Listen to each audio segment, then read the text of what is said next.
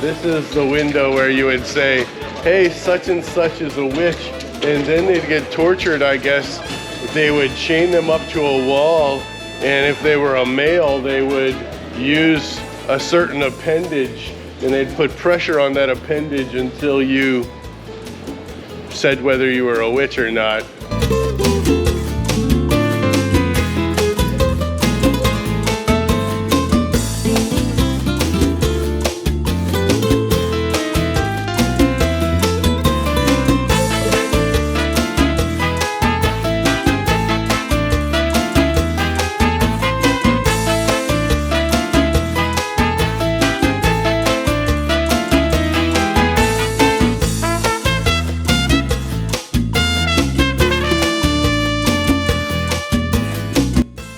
Hi guys, I'm Turtle. And I'm Bear, and we are the Gallivanthropologists. We're a father-son team of traveling anthropologists, and we're going to be going around the world traveling to over 100 countries in the next few years. While we're doing that, we're going to promote cultural heritage and ecotourism and a little bit of food culture. So please like and subscribe and stick with us because we got a really nice destination for you today.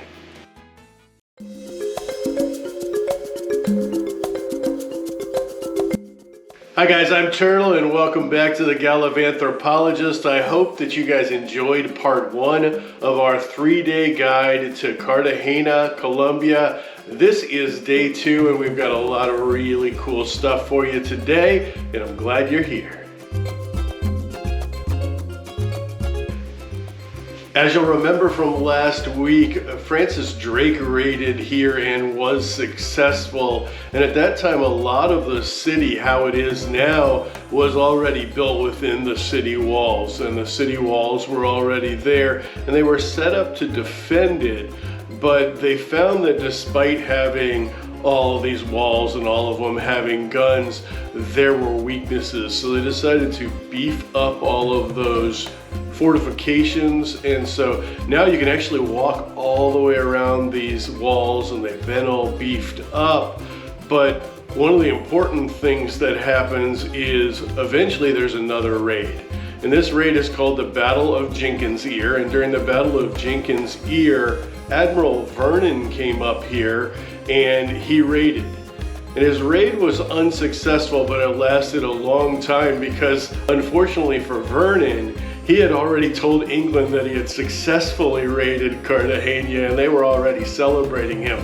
So he kept attacking, and then he came around from behind and he tried to attack the city from land. Well, this was a relative weakness for them, and so they had to build up their fort even more than it already was. And that's when you get the modern fort that we're going to tour first today. And make sure you get there early. We got there right at the beginning. We had it all to ourselves. By the middle of the day, this place is really, really crowded. I suggest you kind of climb up to the top and get a nice feel for the place. And one of the things you're going to notice is all those gun embankments that are facing in the opposite direction of the water.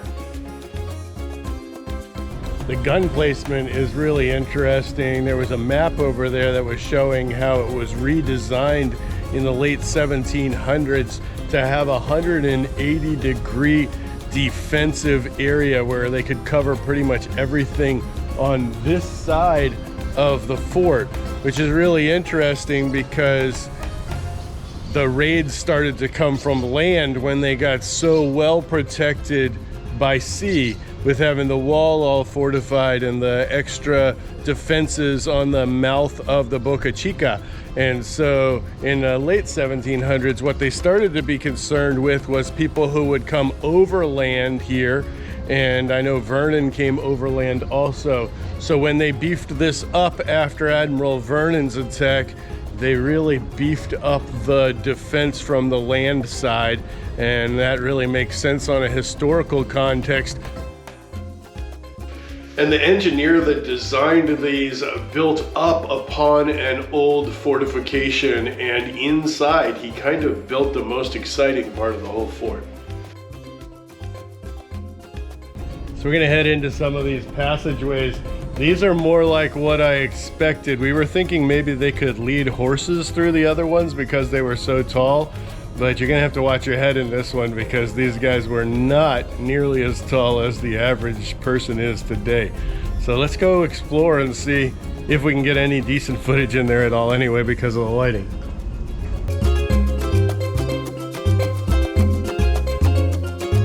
Yeah, see, this one's a little, this is more the height I would expect. Right, or even smaller. Yeah. There's a whole labyrinth of things here. This is what I had heard about and was excited to see because you guys know I like climbing around in caves and things. That's what makes my archaeologists a little special, is we're kind of sadistic as far as liking our spelunking, and this is as close as we're gonna get on this trip. But it's definitely well designed. They go in all directions. There's one over here that's fenced off that even goes down lower, and it's probably a lot darker down here. It's really cool though. You can get from one side to the other without any danger. And this one looks really beautiful.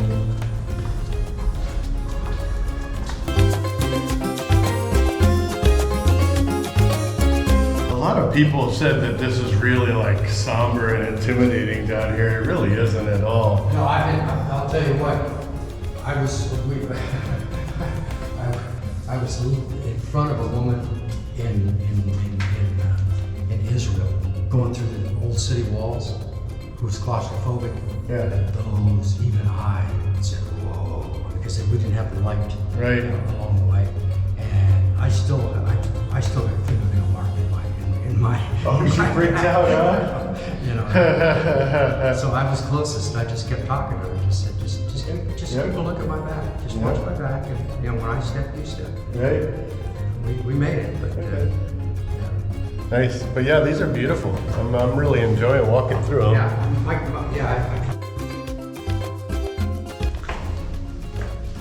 It's really an ingenious way to protect your people, Yeah. especially if the barrage of cannon fire was really heavy.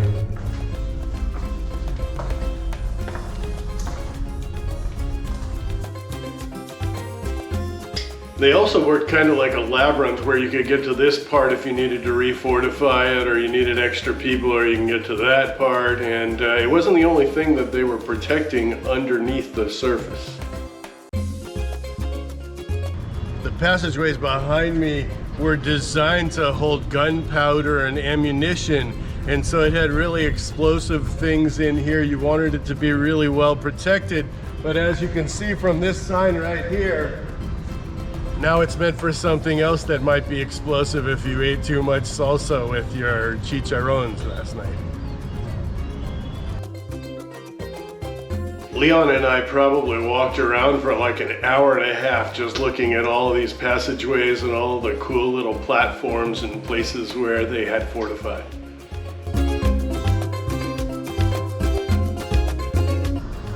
One of the cool things that we don't get right when we do these Mediterranean tiles at home, and I kind of like it, so if I ever do a Mediterranean tiled roof, is I'm going to do it the way they do it here in Cartagena, with the little point up at the end.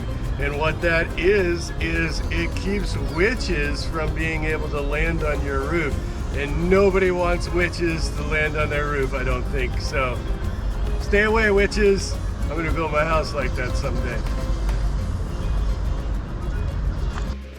And from up here you have a really commanding view of the city, and you can look around, and you're also pretty darn close to the local market. This is one of my favorite things to do, and we're going to cover it in detail next week on our food vlog.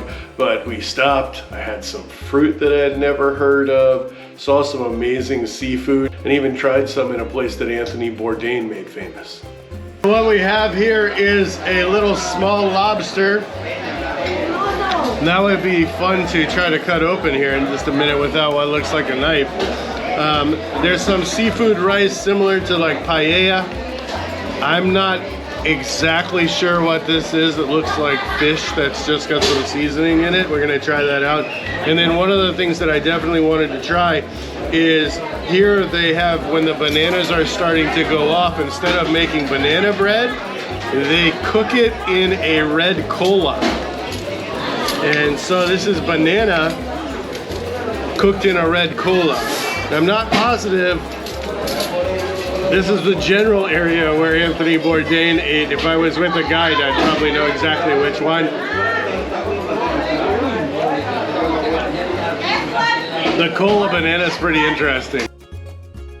And by this time it is getting really hot, so you hop over, and this is when I suggest you take a boat taxi. And you're gonna take this boat taxi out, and it'll take you in the same places we were on our pirate ship last week, but your end destination is a little bit different. You're going to pass by the Rosario Islands, maybe you'll see some of the wildlife, but what you're really trying to get to is Playa Blanca. The beaches out here are so much nicer than they are on the mainland. They're pretty commercial. There's a whole lot of like places to eat and all those things if you're still hungry after the market. But it's nice white sand, the water is beautiful, and when it's hardly ever under 90 degrees in the middle of the day, it's pretty much good all year round. Then hop back to your hotel, get a nice little siesta if you need one, get a shower, because we're going to another cool historical place next, the one that I kind of hinted at with the hook at the beginning. Behind me where Leon is looking is a very important window, because if you hated somebody back during the time of Inquisition, you could say that they were a witch. And you could even like walk by here in the middle of the night and throw a letter up there with their name on it. And it could even be anonymous, which seems really screwed up. But this is the window where you would say, hey, such and such is a witch. And then they'd get tortured, I guess. They would chain them up to a wall. And if they were a male, they would use a certain appendage. And they'd put pressure on that appendage until you said whether you were a witch or not, and I guess more often than not you said you were a witch, probably just to get the pain to end. But that would have been a really crappy time to live, I think. But there it is. Historically, it's a very important window here in the House of the Inquisition, which is now a history museum, which we're going to check out later on. Feeling witchy? Yeah, definitely a witch. Yep. Definitely.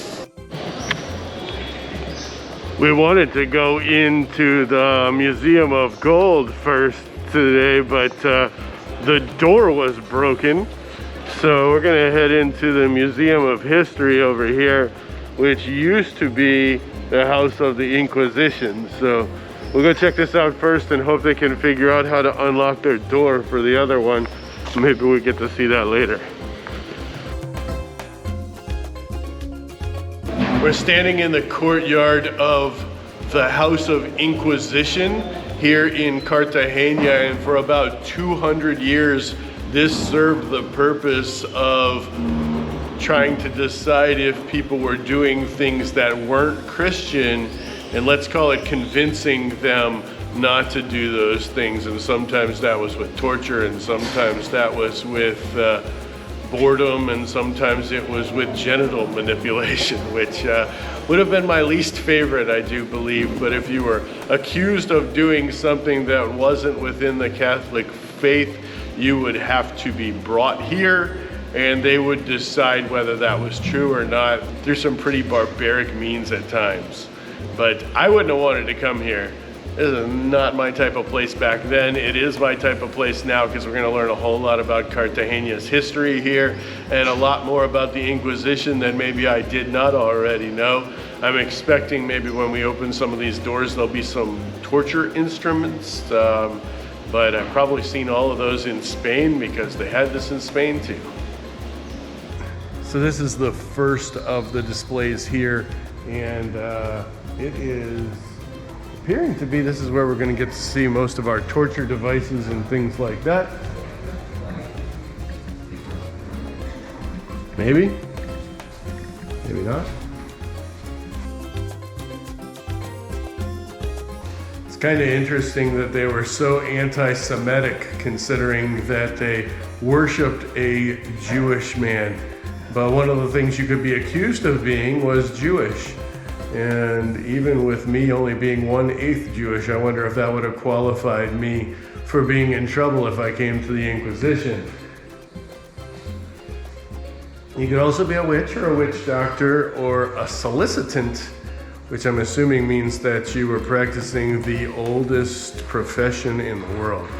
But I have to get a diagnosis on whether that's solicitant. It also could mean you were a lawyer maybe because you were a solicitor, and I could see that being a problem. No offense, Caitlin.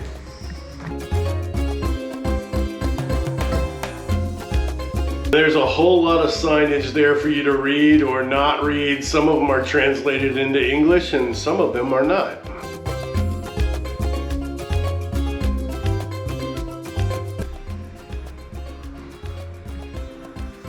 All right, so these are the list of the things that you are not allowed to do. If you do these things, you're gonna end up getting your boobies pinched or some sort of fork under your throat or some sort of torture.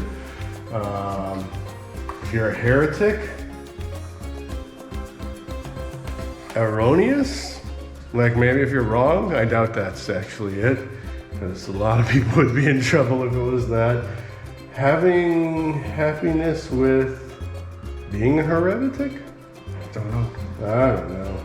Anyway, sorry guys, don't know what these things say, but I will tell you, you don't want to do them. All right? Oh, and here, look at this. Can't be a Protestant, a Jew, that would probably be Islamic. And Certainly, yeah. I don't know what Alumbradismo is, but these are the religions that you cannot be. Truth of the matter is, you probably just can't be anything except for Catholic. So this device right here, you know, having a fork stuck to the bottom of your jaw so you have to have your head back there, it's probably pretty good for your posture and your neck muscles, but it's not very good for running your mouth. And so this would probably be almost my least favorite thing, although I really wouldn't like the one that tugs on your genitals. Crown of thorns or whatever this is seems like it would be uncomfortable also. And after you're done with being uncomfortable in all those torture devices that they use and you admit that you are a bad sinner boy, well then maybe you can be uncomfortable in a guillotine, but at least it won't last very long. It's a very French device, but the French were also Catholic and very related to the Spanish at different times. And I guess they used the guillotine here, so if torture and everything didn't work, this might be one of your options. I'm gonna go see if it's any comfortable, even though I know it's fake.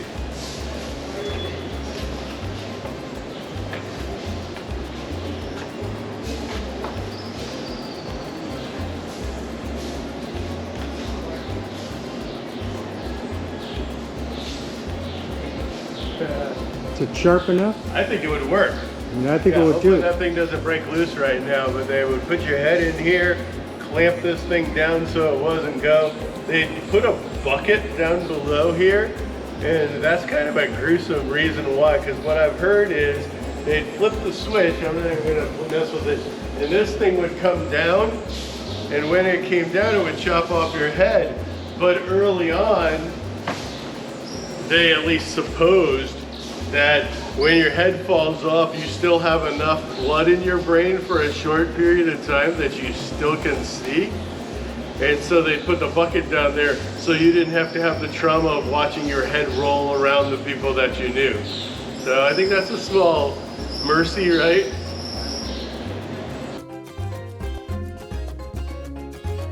And if you've had enough history for the day, then what you're gonna wanna do is get yourself back over to the city walls, because there is something that you'll probably end up doing every single night when you're there. This place is notorious for its sunsets. I've seen very few that were better than this in my lifetime. It will get a little crowded down there, so you want to get set up for your time lapse or for whatever kind of still shots you're doing really early. Sit there, enjoy the sun going down. And when it's down, head back over to Gethsemane and grab yourself some food at my very favorite restaurant. We must have eaten here like 5 times on this trip.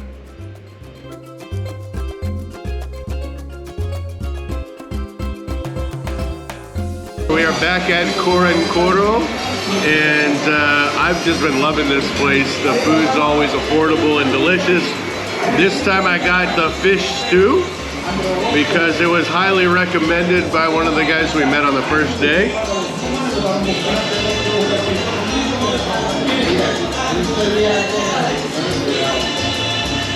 And it's very good. And I found this whole experience to be very good. Cartagena really was better than I expected. One of the nicest colonial towns that I've ever experienced.